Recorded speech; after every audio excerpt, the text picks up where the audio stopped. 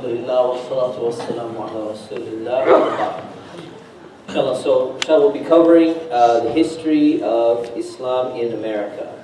And first of all, whenever we cover a topic, naturally we're going to ask ourselves, why should we even care about this topic? Why is it important? Well, there's four main reasons why it's important. The first reason is because as people living in America, or identifying as Americans, most of us have been taught a myth. And that myth is that Columbus discovered America and that Muslims arrived 1965 to this country and afterwards. And that's a myth that a lot of people believe because they've been taught to believe that and they really have not been given any alternative history. So one of the reasons why it's important to study this is because we want to know the truth about the land in which we live. So here is a textbook, okay? This American history textbook is called American History, a Survey. This 1987 edition of a textbook is a textbook that is very commonly used in AP US history classes in high schools. And it's the fourth most popular textbook used in universities across the United States of America. In this book, they say, and I'll quote here, they say, "For thousands of centuries, the continents we know as the Americas stood empty of mankind and its works. The story of this new world is the story of a creation of a civilization where none existed." So basically, it's saying that the Americas, North America and South America, in this American history textbook, it's one of the most popular textbooks around, is telling people that no one really lived here prior to the Europeans arriving on these continents. And that's a blatant lie.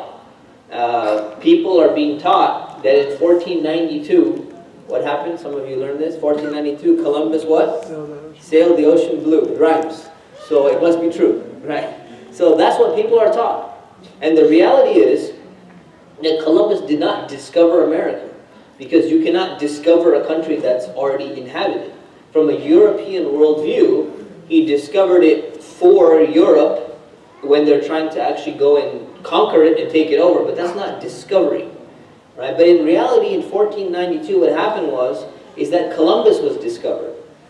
And the reason why is because he was not exactly the brightest sailor, because when he arrived in this land, he thought that he was in India. Okay? If you look at the map, I know most Americans don't know too much about geography. So if you look at the map, look at where America is, and look at where India is. Okay? It's on the opposite side of the world. So he thought that he landed in America, in India, and he started calling the people Indians, because he actually thought that he had made it around and he made it to India. So the reality is that in the Americas, in North and the South, over 10,000 years, people have been settling these lands that we know of. And they've been establishing civilizations. And yet we have generations of people who are in America, going to school, and they're learning and being taught from books like this one that I just mentioned, that there just weren't really any people or any people of significance. There were no civilizations, nothing existed. So the first reason why we should care about this subject is because a lot of people have been taught a false history. And it's important to know the truth about history and not have a false perception about things. The second reason why it's important is because many Muslims who are born and raised in America, they identify first as Americans. And second, as the country in which their parents had come from or their grandparents had come from. We're getting into this Generation Z. People are being raised now, and they may have some aspects of their culture or their parents' or grandparents' culture that they retain, but they identify as Americans. And what generally ends up happening is they get criticized for being too American. It would be better if you're more Syrian, or you're more Indian, or you're more Indonesian, or you're more Palestinian. And when you say too American, usually it means something that's not associated with Islam. And part of the problem with that is is that there's a lack of understanding about what the history of Islam in America actually is. And when we understand that history, we can at least feel that there's something more authentic to the history of Islam in America, so that we don't have to feel alienated that Islam is not part and parcel of this culture. The third reason is that this has to do with self-image. So after 9/11, Islamophobia has been on the rise. People are discriminating against Muslims, and what ends up happening is people are trying to deny Muslims their American identity. So for those of you who lived and experienced life before September 11th, 2001, you remember what it was like being a Muslim in America. You were not raced, you were not profiled, you were not looked at in a different manner. And then when Islamophobia started to rise, it becomes something different. It's like Islam is always a factor that's in your mind because it's in the minds of some people. It's in the minds of the media. So what ends up happening is that there are people who hate Muslims and who hate Islam, even if they're small, they're influential, and they want to try and deny us an American identity because they say that we are these Johnny-come-latelys who kind of just, came later to this country and we don't really deserve to be here, we're not true Americans, and which is complete hypocrisy because any white Europeans who migrated to America post-World War II, they're considered to be authentic Americans because their skin happens to be whiter. Or people who came from region of Israel, Palestine, they migrated here because they happen to look or blend in a little bit more, they're considered to be authentic Americans. So knowing this history helps us to identify our own self-image as being people who can say that we're confidently American and nobody can deprive us of that right, depending on what you think being American means. And number 4 is that we'll contextualize our present situation in which we're living. So it's important to understand, why is it that if Muslims were in America and Muslims were in India and they were both minorities, and Muslims were in China and they were minorities, why is it that Islam and Muslims remained strong force in China and in India, but not in America? Why don't we have those old masjids that were built in America when the Muslims were there?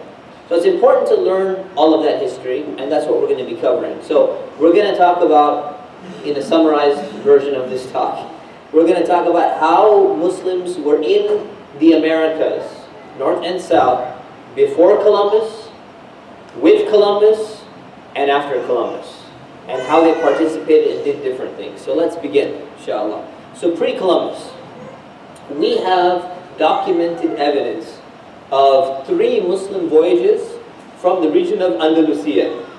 Andalusia, or Al-Andalus, is southern Spain, which Muslims had actually been there for 800 years. Built an amazing civilization, one of the most advanced civilizations that the world has ever seen. And through all the books that they have written and the things that they have documented, they were such an advanced civilization in science and in technology and in arts. We have, that we know of, 3 documented voyages going to the Americas. Now that's only what we have remaining after all of this literature has been destroyed, after the Spanish Inquisition and books being burnt and Muslims being expelled from these places. So let's take a look at some of those documentation. First is a book by Allama al-Mas'udi. He wrote a book called Buruj al-Dhahab, which is called The Meadows of Gold. It's been translated as well. You can check it out. It's available online. And this book, he documented the voyage of a man by the name of Khashkhash ibn Sa'id ibn al-Aswad. And it mentions that this guy basically went and traveled over the Atlantic Ocean, from the region of where Spain is, traveled over the Atlantic Ocean, and he discovered previously unknown land in the year 889 CE. Okay, so you think about where Columbus is, 1492. We're talking about Muslims going and performing the same voyage in 889. He reaches the land, he somehow gets a bunch of treasure, and he arrives back, and he comes back with all of these treasures, right? Where did he launch his ships from? He launched from a region known as Delga, or Palos, which is the exact same port where Columbus's first voyage launched from.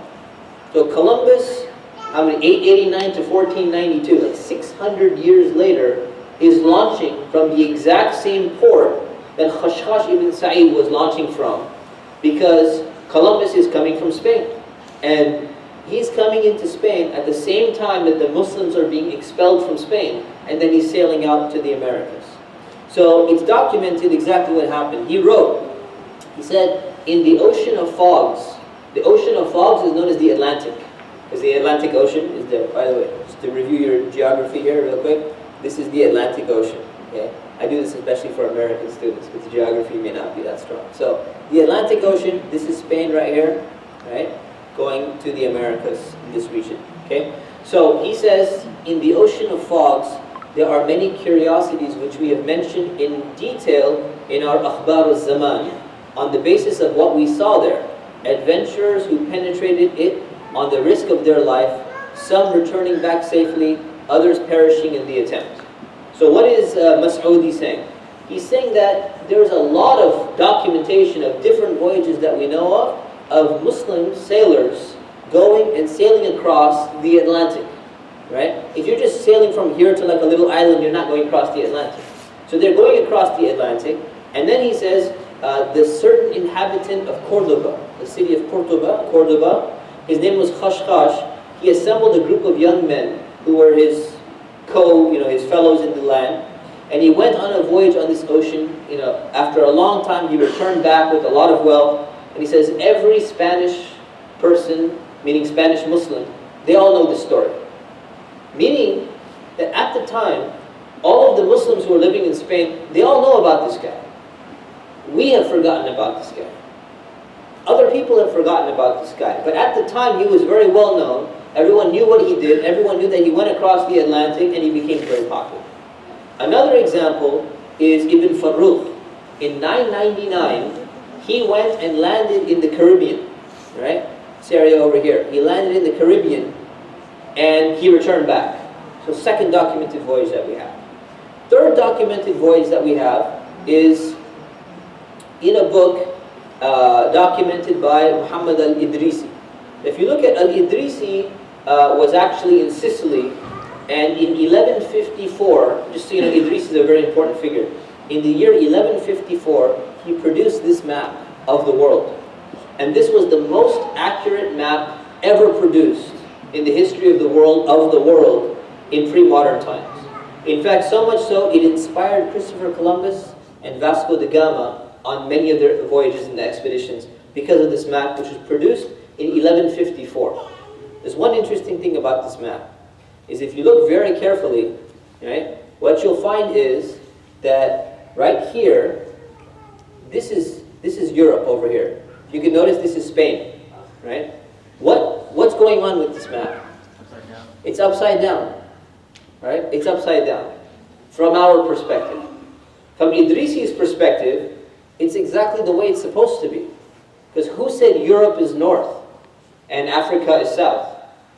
For them, this is Africa. This entire giant thing is Africa. Africa is actually that big because the way in which we look at our map, it's a projection of the amount of land, and the way that it looks, it's actually smaller than it actually is in reality. Because you have to make adjustments in order to project land on a map. So Idrisi's map, for him, during his time, the way that Muslims viewed the world, is that Africa was actually in the north, Europe was in the south, right?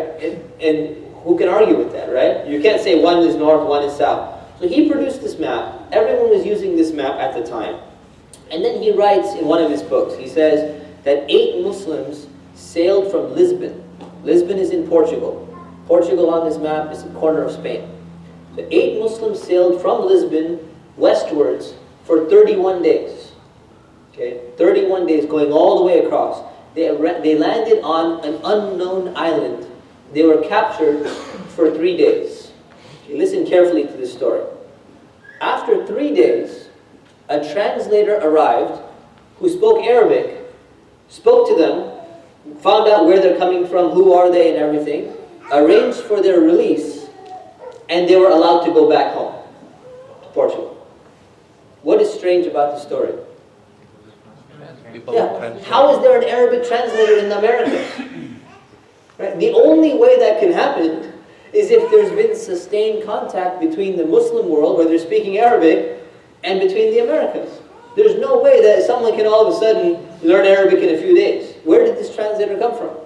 Right? So that's very interesting, and that's good evidence to show that there was sustained contact between the Muslims, particularly in Spain, and in the Americas at the time, and there were Arabic translators actually living in the Americas.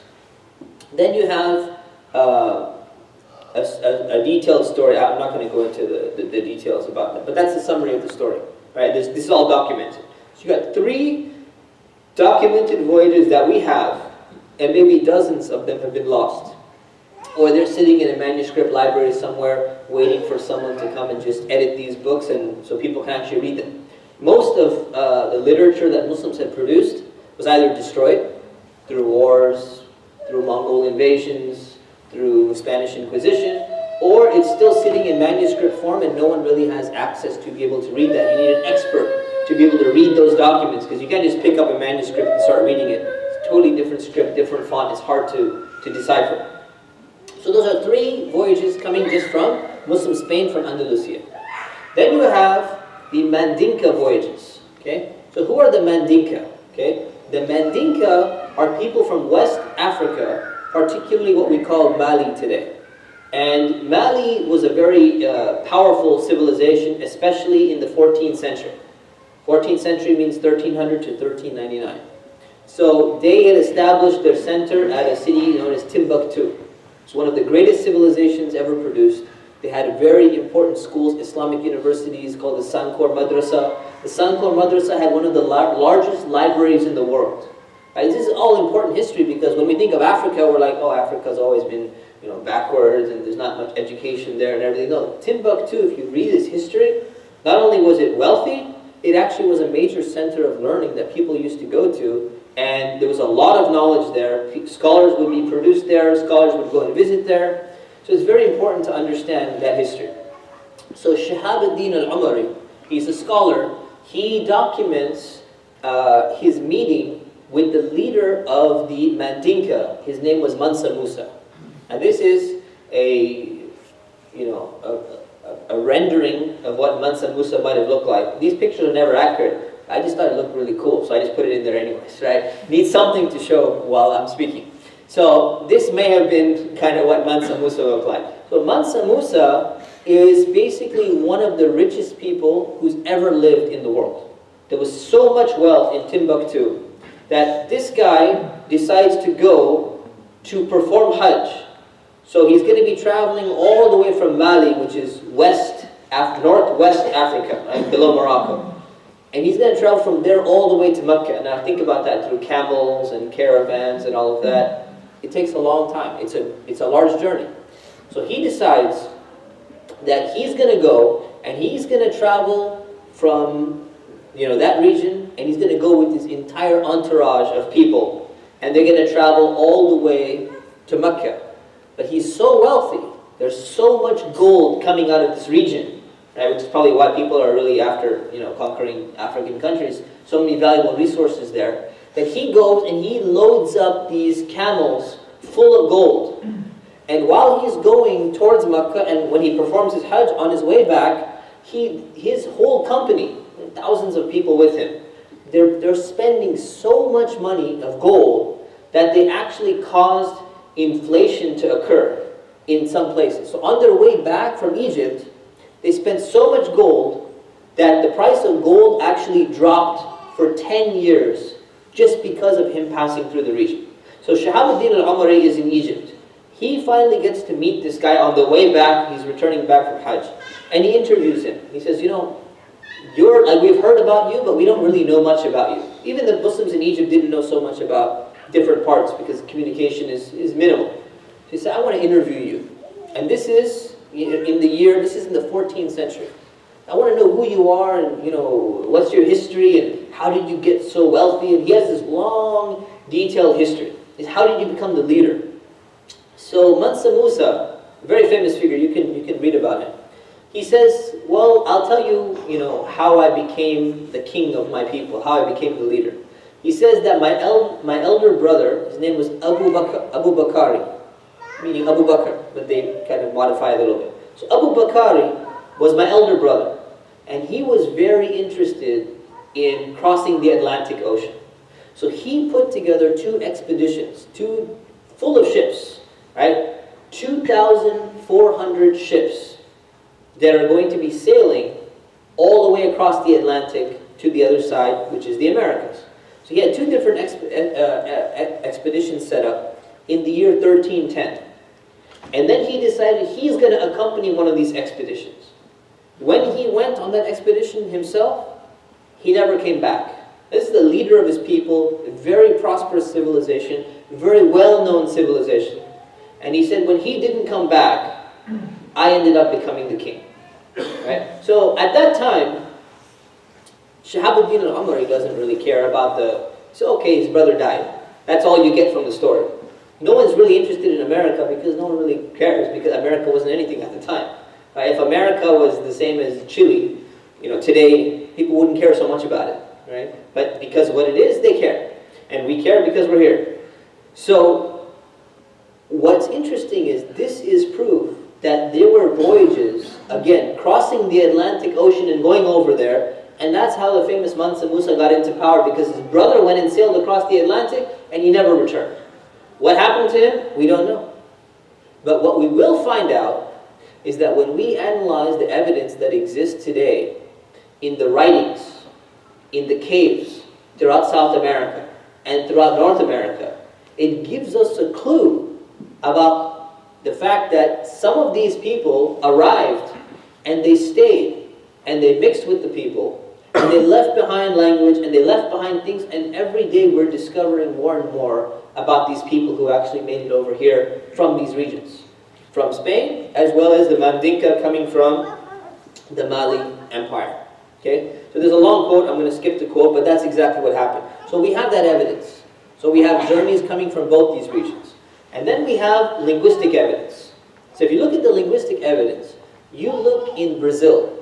When archaeologists were going through Brazil and Peru, they're looking that they have inscriptions written in caves and in other places, written on stones and on walls. They have Mandinka ideograms. Ideogram is like the symbolic writing that exists, because they didn't used to use like letters, they used symbols, kind of like Egyptian hieroglyphic type of symbols.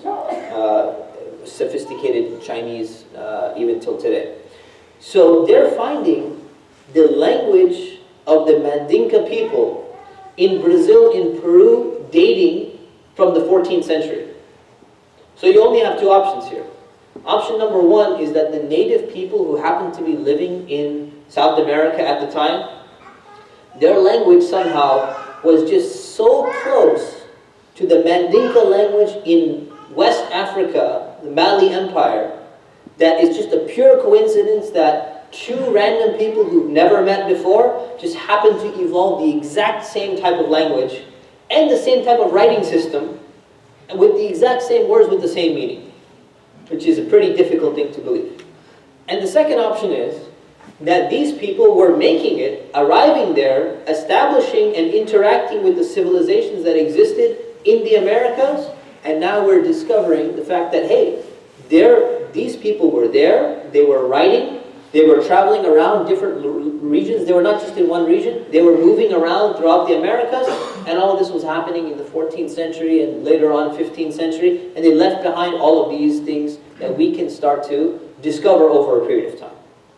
The second is that we have evidence of a Native American tribe in South America that actually uses, till today, they use Mandinka ideograms as their language, as a written form of communication. And they're a Native American tribe living in South America. How can it be that till today they're still using the Mandinka language if there was no contact between the Muslim Mandinka and between these people? Another evidence is you have another tribe in North America using Mande words, which is another language that was being used. So how can it be that those people are using the same language? And then you have a Central American tribe in Central America. Their names of their clans are the same clans that are used in Mandinka language, in Mali. So you have a lot of evidence that is coming out that Muslims were going and interacting with the Americas. Some of them were settling, some of them were probably intermarrying, because how did the natives somehow maintain this language if they didn't intermix, right? So it's a very, very strong theory backed by a lot of evidence. That is pre-Columbus. There are some Mandinka ideograms, that are being found throughout South America. Let's move on to the next phase of history. So you got pre-independence time. So independence of America was what year? Big fact check. Students. 1776. It wasn't a trick question. So 1776. Okay? So before 1776, before America became the United States of America, you have a history of what was happening in Europe. There was a decade-long war. In 1492, the same year that Columbus sailed the ocean blue, in the city of Granada, that was the last Muslim stronghold of Muslims in Spain. All the other cities where Muslims were in Spain had already fallen. The last city, Granada, it fell in the same year before Columbus set out his expedition. And what happened was Columbus has been telling King Ferdinand and Queen Isabella, the ones who launched this Reconquista, this Inquisition that followed later, and basically expelling all the Muslims. He's been telling them, we need to undertake this voyage. The king and queen says, we don't have the resources right now. We don't have the money. As soon as Granada fell, guess what happens? When this army, Spanish Christian army, comes in and takes over this Muslim city, they take all the wealth. And they get all the wealth that was in the hands of the Muslims. And all of a sudden, they have money to fund expeditions. And one of the expeditions that they funded was Columbus's expedition. When you think about that, basically, Columbus was financed by Ferdinand and Isabella. Where did the money come from? It came from money that was actually taken from the Muslims after the fall of Granada. So they were using Muslim money. Columbus launched from the same port that a Muslim had launched 600 years prior to go to the Americas. And they were using Muslim maps, Al-Idrisi, and they were using Muslim technology, all to get to the Americas. And this is undeniable. This is a fact, right? So you have this happening. You have a man by the name of Pedro Alonso Niño. He was a Moor, M-O-O-R. Okay? A Moor, for Europeans, basically means a Muslim. It's a racist term. It's a derogatory term. It has no actual benefit. There's no real ethnological value of calling someone a Moor. It's just a derogatory term for a Muslim. And if there was someone who was from a Muslim background and they were just pretending to be Christian, they're called Morisco. So Moor means, Muslim from that Arab background or whatever. It means like Arab, degraded, whatever. And Morisco is even worse. Because if you add the Isco or Ito, it's a diminutive form, meaning that you're a tiny little one. You're smaller, right? So these are the terms that they used to use for Muslims. So Pedro Alonso Niño was a Muslim. And he was actually guiding one of Columbus's ships. So Columbus sailed with these, the Nina, the Pinta, and the Santa Maria. Most people study this, right? So one of these ships is being guided by a Muslim who's actually navigating one of the ships of Columbus that's going to America. Then you have a man by the name of Rodrigo de Triana. So this guy was the first person to sight land. So Columbus said that the first person to see land is going to get a special reward. They're going to get so much money. So what happens is when this guy comes and says, look, I think I see a light, I think that's land. What Columbus did was, he said, oh, that one? I saw that last night. So the reward belongs to me, actually. So he claimed it for himself, and he excluded this guy from getting his reward. There's a great book, an interesting book about the history of history of people in America, called The People's History of the United States of America by Howard Zinn. He talks about this history. What's interesting is this guy, Rodrigo de Triana, after whatever he saw, we don't know the detail, whatever he saw with Columbus and in America and everything, when he came back to Spain, when he returned back after the first journey with Columbus, he decided to go and sail down to Africa, and he accepted Islam. And he left the Europeans and he became a Muslim and he lived with the Muslims. What did he see that bothered him so much? Or what did he experience when they first arrived in America? We can only speculate. We can only assume. But we know for a fact that he actually became Muslim. Then we got a man by the name of Nuflo de Olana. He was an African Muslim who was actually on the ship of Vasco Núñez de Balboa. If you studied about him, he's a conqueror. He went to Central America. He, quote unquote, discovered or conquered all of these lands. And you got this guy. These are Muslims going along with these Europeans. Most of them were slaves at the time because they'd been enslaved after Spain fell.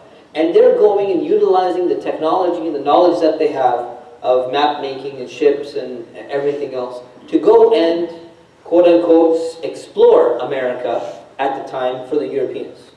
Then there's a very interesting figure, and he's more well-known in history. So a lot of these people are not well-known. You have to look really carefully at the books to find them.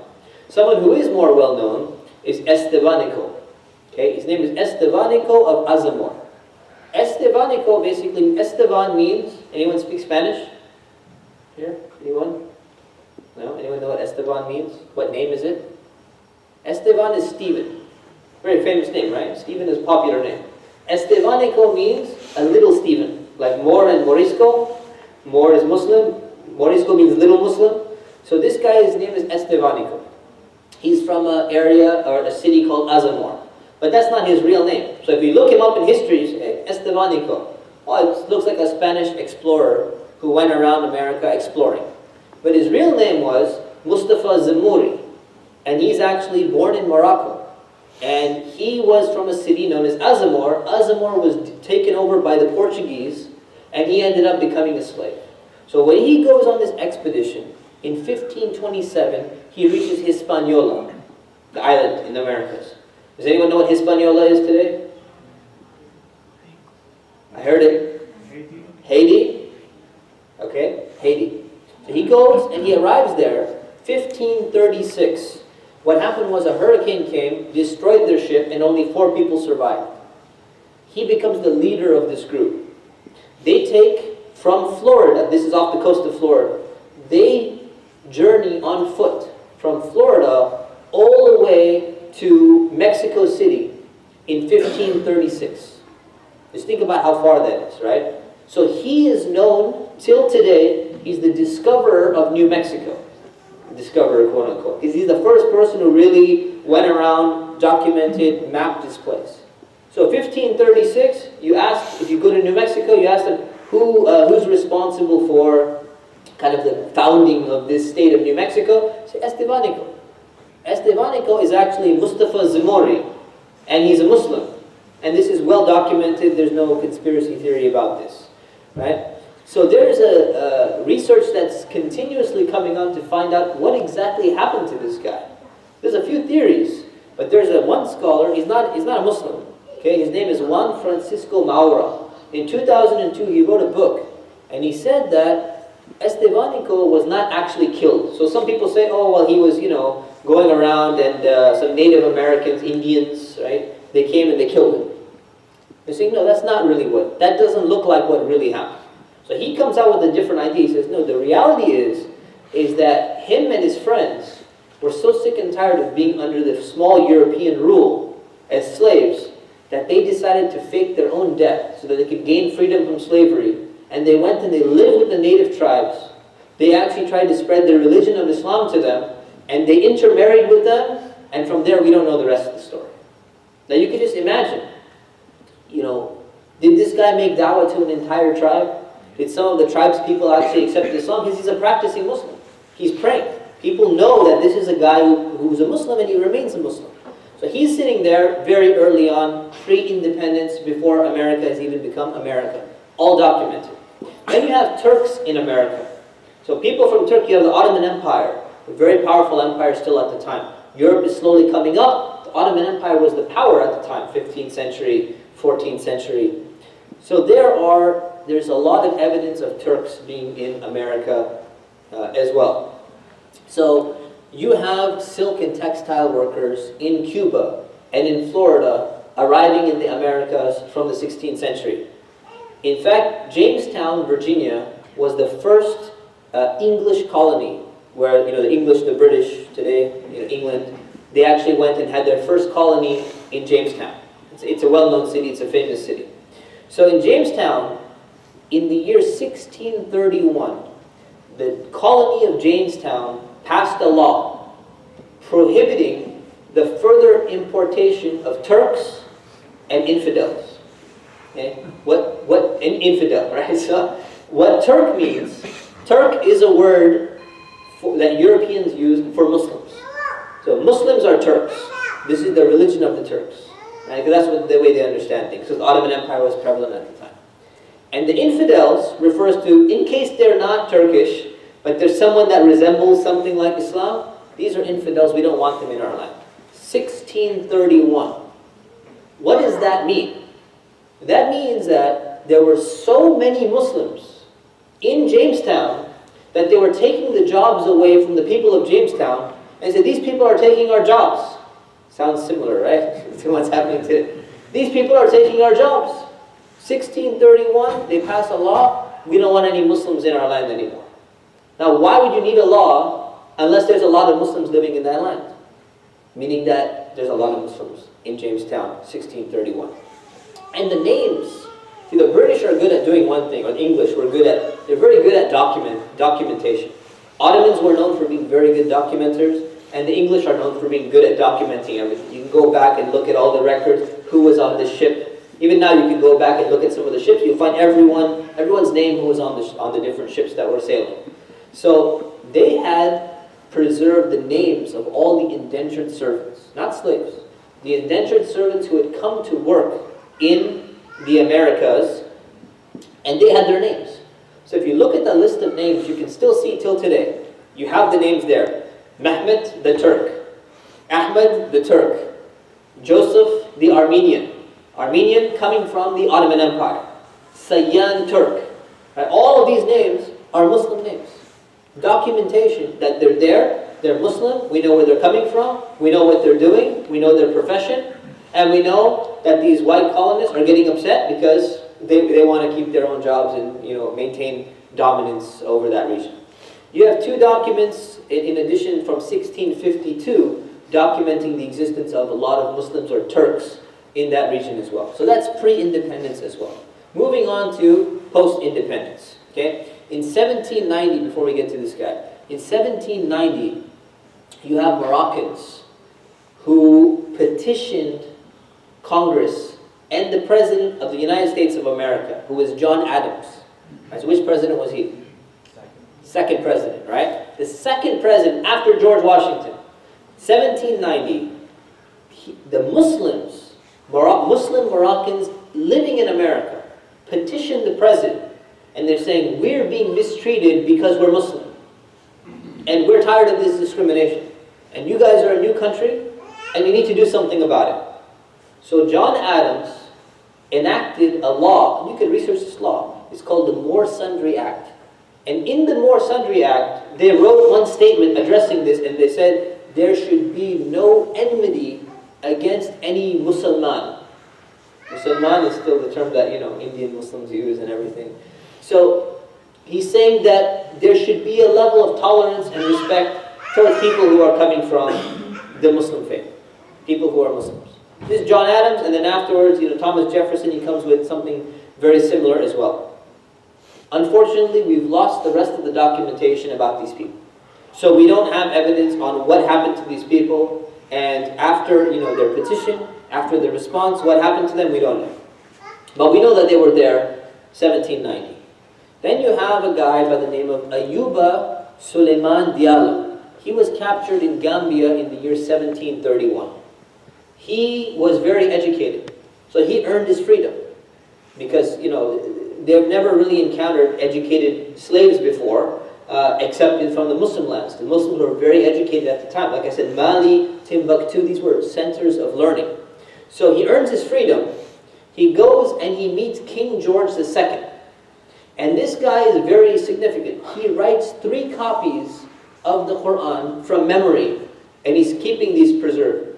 Someone came and made a painting of him. A painting was made of him because he's so, people have never seen a slave so educated, so knowledgeable, literate, all of these things. So they go, and they said, we want to draw you in your native dress. Right? We want to draw you in your African clothing. This is a European way of kind of like looking at people. You're not really American, you're not European. We want to know exactly, we want to paint you in your original African clothing to kind of show that you're an African. This is really interesting. There's an educated guy, he's so knowledgeable. Let's show that there's an educated person. So he said, you know what? So he said, here's the African clothes, you put it on, you sit down, we're going to paint you. We're going to make a painting of you. He said, there's no need for me to put the clothes on. I'll just sit down over here, and you can just imagine what I would look like wearing my original African clothing. And they said, we can't draw just from a description of you tell us this is what your clothing looks like. We can't just draw you because you told us what you look like. We have to see it so the painter can actually draw it. And he was doing this on purpose. He was trying to make a point. So then he comes back and he says, you people draw pictures of God that you've never seen. You believe Jesus is God. You're drawing pictures of God, you've never seen God. He says, I'm giving you a description. Right? I'm telling you exactly what to do. And I'm a human being, and you're telling me you can't draw me from a description that I'm giving you in detail, even though you're seeing me and not seeing the clothing, yet you draw God? This guy's so confident. He's making da'wah with people who actually had captured him, then they got all impressed with him. Wow, this guy's something else. This is a very confident Muslim. And then afterwards he goes and returns back to Gambia and reintegrates into his society. You have another man by the name of Abdurrahman Ibrahim ibn Sori. He lived 1762 to 1829. He was actually a Fulani prince. Okay, he was royalty. He was captured in 1788 and he was sold into Mississippi. I'll tell you about him in a moment. So he was captured, sold to Mississippi, and highly educated. He knew 4 different African languages. He was fluent in Arabic. He knew English before he was captured. He had studied in Timbuktu in the madrasa that I told you about. So this is a scholar. This is someone who's very well known. So he's stuck in Mississippi on a farm or a cotton farm or whatever he is. He's a slave. Doesn't know what's going on. And all of a sudden, he meets an old friend of his, just randomly. Some guy by the name of Dr. John Cox. He's an Irish surgeon. Okay? He knew this guy, who's Abdurrahman, and he notices him and he recognizes him. And he goes, I've met this guy before. It turns out that he was actually his English teacher in Africa. He says, this guy, do you know who your slave is? Your slave is a prince, and he's from a princely family, and this is a special guy.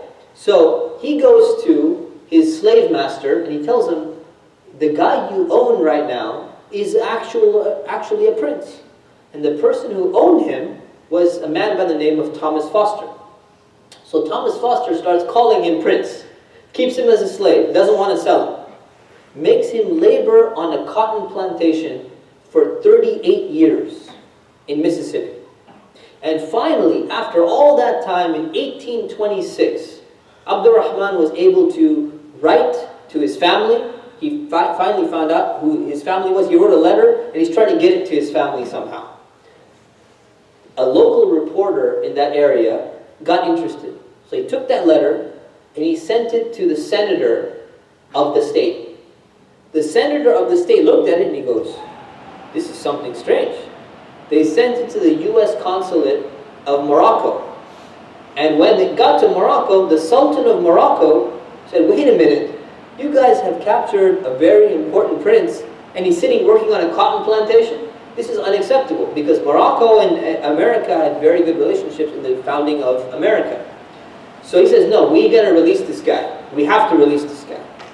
So finally, Thomas Foster agrees, okay, we're going to release this guy, we'll get him out, but there's only one condition. And this is the president, the president of the United States is coming and saying, you need to let this guy go. And this slave owner, Thomas Foster, is like, okay, but I got one condition to the government of the U.S. My condition is that this guy needs to return to Africa, and he's not allowed to stay in America as a free man. Because I don't want him walking around showing like, hey, you know, this is a really educated, important, smart guy. It's gonna make us white people look bad. So we don't want that. So he's got to go. So the racism was very strong. So he agreed, and everyone agreed. Said, okay, let this guy whatever he wants. He said, I'm willing to go back. So he goes. Before he leaves the United States, Abdul Rahman was already married. He had a wife. His wife and him, they go and start visiting various states. They're being interviewed by a bunch of people. And then he goes to Washington, D.C., and he meets President Adams in person. So this guy is a slave, was captured, was a prince, goes and meets the President of the United States, and then he goes back and moves to Liberia. And he had worked 38 years on a cotton plantation. So he was sick, he was ill from the journey. When he got back there, he died soon afterwards, so his story ended. This is a very important guy. There's a drawing of him that is displayed in the Library of Congress till today. And there's a really interesting book and a movie that was made about his life. It's called Prince Among Slaves. So if you like reading books, very happy to know that you're part of a minority that still reads books. You should read the book. If you don't, you should watch the movie, Prince Among Slaves. It's very good. And it's actually narrated by Yasin Bey. Does anyone know who Yasin Bey is? Mos Def. So if you listen to hip-hop, if you know that thing, Mos Def was a rapper, converted to Islam, renamed to Yasin Bey. He's the one who's actually narrating that history. And then you got a guy by the name of Bilali Muhammad. I'm going to summarize this now because we got to conclude. So Bilali Muhammad was enslaved in 1802. Also comes from an educated family. Let me find this picture. That's supposedly Estebanico. That's the Jamestown settlement. Right? So a few pictures back. Okay. That is Abdul Rahman, the painting that I was mentioning. And then we'll get to this guy. All right. So Bilali Muhammad, West African. He was enslaved 1802. He ends up in Georgia. From an educated family, he's owned by Thomas Spalding, and he becomes a manager of his plantation, and he's overseeing 500 workers on the plantation. So his owner finds that this guy had written, his owner goes and knows that he's a Muslim. He knows Bilal is a Muslim. He goes somewhere to a bookstore or something, and he finds a copy of the Quran. So his slave master in 1802 goes, buys a copy of the Quran, and gives it to him. And says, I know you're a Muslim, and you're a really good guy, and you're a manager of my entire plantation. You're so smart, I put you in charge of 500 workers, so here, I'm going to give you a copy of the Quran. And then he said, there's a lot of Muslims here on this plantation. We would like to, we perform our prayers and everything. Can we build a masjid? So their owner said, I will allow you to build a masjid. So they built a masjid on this plantation. And as far as we know, this is the first masjid in America. And it was built before the War of 1812. Right, very famous incident in history. And what ends up happening is, the British attack America, and the War of 1812 takes place. One of the things the British do is they tell all the slaves, not because they cared about them, but they said, we want to win this war. They tell all the slaves, if you rebel against the Americans, we will grant you your freedom when we take over America. Very tempting, carrot to dangle in front of them. So what did these people do? These people said, our owner, he's a nice guy, bought us a copy of the Quran, lets us pray, built our own masjid. We have the first Muslim community, as far as we know, first Muslim community that we're able to have. This is a nice guy. So what do we do? What are we going to do? We're going to stay with our guy, and we're going to stand up for him against the British. So this guy comes and arms the Muslims, this is all a Muslim crew, arms them with 80 muskets, 80 rifles. Nobody armed slaves at this time with rifles. And gives them guns, and they actually fight against the British to defend this land. You got Muslims, War of 1812, fighting the British to defend American land. And then what happens is, when this guy Bilali died in the year 1857, they found later on a 13-page document written in Arabic, right? And they thought, it must be his diary. He probably wrote about his life, and no one really knew that much about Arabic. So they're like, yeah, this is interesting, we'll keep it in a library somewhere. Then when someone actually came and looked at it and started reading it, they said, well, wait a minute, this is not a biography. This is a book of fiqh. This is a book on Islamic law and practice. And they looked at it and they said, this almost resembles the exact same book that Muslims use in North Africa called the Risala of Ibn Abi Zayd al-Qayrawani. This is a book that I studied when I was in France as well. It's a Maliki fiqh textbook that's studied and is memorized by a lot of people. This means that Bilali had memorized the fiqh textbook, was teaching people about the salah, about wudu, about all the different things in Islam, and he actually wrote the first Islamic fiqh book that we know of in the Americas around 18 something, early 1800s, right? So the first literature actually being produced in America, and we have documented evidence of that until today, right? Moving on, we have a bunch of stories of other people, but we're going to summarize it, inshallah. Move past a little bit, move to the modern period. Modern period, we have 1893, Alexander Russell Webb is somebody who is a convert to Islam, someone who really admires the Ottoman Empire before the Ottoman Empire was taken down, and he starts the American Muslim Brotherhood in 1893. Different than the Muslim Brotherhood, American Muslim Brotherhood. So he gave a lecture, and he starts spreading Islam in America in 1893. He gave a lecture that was attended by Mark Twain, the famous author, right? So this is a person who's working with the United Nations, representing Islam from inside America while being a convert. There's a really good book about his life that came out by Dr. Umar Farooq Abdul. Then you have long story about the Nation of Islam. So some of you heard of the Nation of Islam. There's a history about that. And what happened with the Nation of Islam is it actually brought a lot of people who were African Americans, they were former slaves, slavery is gone now.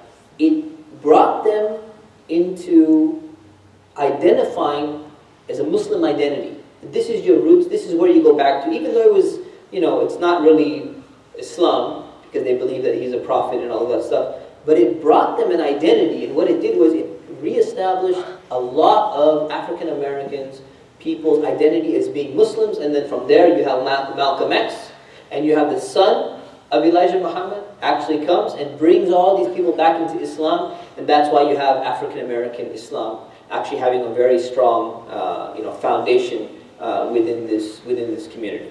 So you have a bunch of other stuff happening, and then you fast forward to 1965. That's when the National Origins Act was repealed. So immigration is allowed to happen from different Muslim countries. That's why when you see all the Muslims who immigrated to America, the vast majority of them immigrated in 1965 or later, because immigration was banned during that time for a lot of years. So what this basically means in conclusion is that we have a lot of history of Muslims throughout America, from before Columbus and moving forward. You have a lot of them, they were actually slaves. And the thing is, they had very interesting histories, but people were not that interested in writing the history of the slaves of that time. So we don't have all the details with us. We just have scraps and bits in here, bits back and forth that we know of. And we have people mentioning, see, one of the problems of the Americans was at that time, and even still today, they did not recognize what Islam was, and they didn't know what a Muslim was. So they see somebody going and prostrating and bowing and going into sajda and all that, and they're like, this is weird. But they don't know it's Islam. They don't even know this person is Muslim. They don't understand what these people are doing. They don't know what language they're even speaking. That's the reality of what happened. So what we can understand is Muslims are not Johnny-come-latelys. Islam has been here in America. Muslims have participated in the American project. And the only difference between these Muslims that we've encountered, these slaves and these other people that we've been seeing, and us today, is that we have a privilege that these Muslims did not have. We have the wealth, we have the education, we have the resources. And if you think about the past, imagine what these Muslim slaves who are coming into America were thinking, they're thinking, are my children going to remain on the path of Islam? And they have no resources to actually make that happen. And some Muslims today are thinking the same thing, but there's a world of difference. Those people were able to preserve their Islam the best they could. And it's amazing, they were writing copies of the Quran, they were being confident, they were being proud, they were doing all of these things. When we're given 100,000 times the resources that they had, then we have it a lot easier than they did. We're able to preserve Islam in this land. We're able to make sure that our kids remain Muslim, and we're able to have a massive impact, inshallah ta'ala, in this society. So we need our kids to grow up to be proud Muslims, realize what we have, realize what Islam is, and realize the struggles that people have gone through prior to us. That the struggles we're going through today, compared to them, it's minor. It's tough, challenging sometimes, but it's minor, relatively. So we ask Allah subhanahu wa ta'ala to help preserve the message of Islam in America and help it to grow and spread, open the hearts and minds of people to understand the true message of Islam. Any questions? Inshallah, I think we have some time for questions. Inshallah. Yeah, this the hot today and this the IST YouTube check. Usually when there's no questions, it means that it was hard to pay attention or everything was so well covered that there's nothing to ask. I hope it's the latter, but yes. What about Perry Rice? The what? Perry Rice, he also one of the sailors. Oh, Beauty Rice, yeah, Beauty Rice, yeah. Is there a reason he's not mentioned? No, he's in my presentation, but I'm summarizing. So my presentation is like 90 minutes, the summarized version. And I'm going to be launching a seminar soon through our school, California Islamic University. It's going to be a 6-hour seminar. His map is very similar to what actually... He came later, yeah, Ottoman, right? Yeah, he came later. His map is similar, and he was using Columbus's map to produce his. So he used Idrisis and Columbus and other Europeans, and he came up with another map that shows that the Americas were documented before the rest of the voyages of people throughout South America were taking place. What was the reason that the Western world changed the map upside down? So why did they do it? I mean, there's different theories. One of the theories was they wanted to show Europe is on top. So if Europe's on top, meaning Europe is superior. And they actually enlarged Europe, whereas they made Africa smaller and they made Europe larger. Just on purpose to show that, look, we're larger than, otherwise Europe looks like a little tiny nothing, because it's very small actually. And as the Bonito did make dawah to like all those people in New Mexico, wouldn't we see like a greater presence of Islam? Well, the problem is these people were wiped out. That's it. All the Native Americans, the Native Americans were wiped out. So yeah, we probably did see there may have been a greater presence in that time. And then you come and you destroy everything, and you completely wipe them out, you give them smallpox blankets and destroy their entire civilization. There's nothing left of them.